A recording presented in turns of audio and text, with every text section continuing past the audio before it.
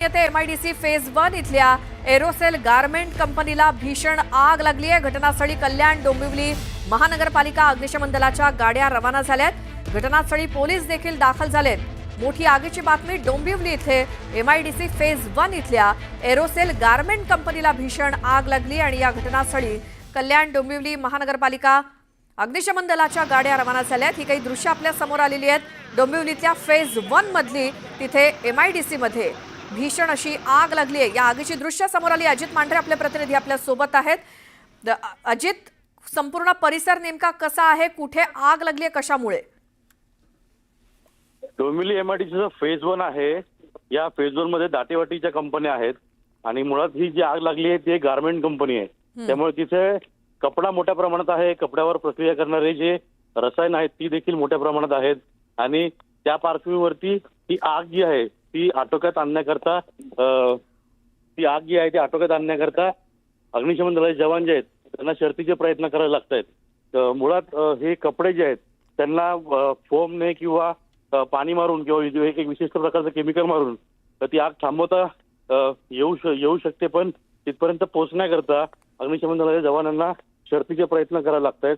कारण का आगीचे झळा जे आहेत या मोठ्या प्रमाणात बाहेर येत आहेत आणि कपडा असल्यामुळे तत्काळ आग जी आहे ती वाढत चाललेली आहे।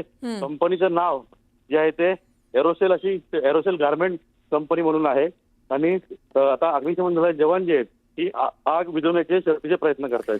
अजित, तिथून रहिवासी परिसर किती दूर आहे? रहिवासी परिसराच्या जवळच हे सगळं घडलेलं आहे। कारण का डोंबिवली एमआयडीसी असा भाग आहे त्याच्या चारी बाजूला एवढंच नाही तर त्या एमआयडीसीच्या आत देखील मोठ्या प्रमाणात रहिवासी भाग आहेत आणि त्याच पार्श्वभूमीवरती की कशा रीतीनं तिथून धूर उडेल किंवा जे केमिकल जळलेलं उडेल म्हणून नागरिकांना त्रास होतो याची भीती देखील व्यक्त केली जाते। बरोबर आहे। मात्र आता परिस्थिती काय आहे? किती अग्निशमन दलाच्या गाड्या तिथं पोहोचल्यात? आगीची भीषणता काय, किती स्वरूप आहे, काय प्रकारची ही आग, काही कारण कळलंय का कशामुळे ही आग लागली असावी? बघ्यांची मोठी गर्दी दिसतेय। लांबून जर बघितलं तर धुराचे लोट मोठ्या प्रमाणात दिसत आहेत, त्यामुळे आग मोठी आहे इतकं नक्की? आग मोठी आहे। अग्निशमन दलाच्या 5 गाड्या घटनास्थळी दाखल झालेल्या आहेत। आणखीन गाड्यांना आचरण करण्यात आलेलं आहे। लोक तिथे प्रयत्न करतायत की ही आग जे लवकर आटोक्यात यावी किंवा कोणतंही नुकसान होऊ नये, पण या सगळ्या पार्श्वभूमीवर आपण जर पाहिलं तर आगीची लोट, धूर आणि त्या धुरासोबत असलेलं केमिकल यामुळे आजूबाजूच्या परिसरामध्ये नागरिकांना त्रास होतोय असं देखील म्हटलं जातंय। बरोबर। आपण आसपासची दृश्य म्हणजे लोक सुद्धा अगदी भयभीत झाले असावेत, कारण ही एक्सक्लुझिव्ह दृश्य आपण बघतोय डोंबिवलीतल्या एमआयडीसी या भागामध्ये फेज 1 इथे लागलेली ही आग आणि सगळे कपड्यांची गोडाऊन असल्यामुळे आग आणखी वाढण्याची भीती आहे। त्यामुळे आजूबाजूचे परिसर, आजूबाजूचे जे लोक आहेत ते सुद्धा भयभीत झालेत। अगदी रहिवासी भाग सुद्धा जवळच आहे। डोंबिवलीतल्या एमआयडीसी परिसरात फेज 1 या ठिकाणी मोठी आणि भीषण अशी आग लागलेली आहे। अग्निशमन दलाचे जवान तिथं पोहोचलेले आहेत।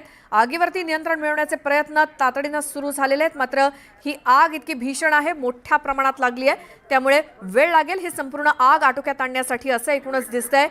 आजूबाजूच्या रहिवासी भागामध्ये घबराट उडाली असणार आहे, कारण हे सगळे लोक थांबून इथं बघतायत नेमकं काय झालंय। मात्र आग मोठ्या प्रमाणात लागलेली आहे आणि तिथं नेमकी कशी गोडाऊन आहेत, काय फेज 1 मध्ये कोणकोणत्या कंपन्या आहेत, कशा पद्धतीने हा सगळा भाग आहे, पुन्हा एकदा अजित यांच्याकडनं आपण जाणून घेऊयात। मात्र एक्सक्लुझिव्ह ही दृश्य डोंबिवलीतल्या एमआयडीसी परिसरातल्या फेज 1 या ठिकाणची बघतोय।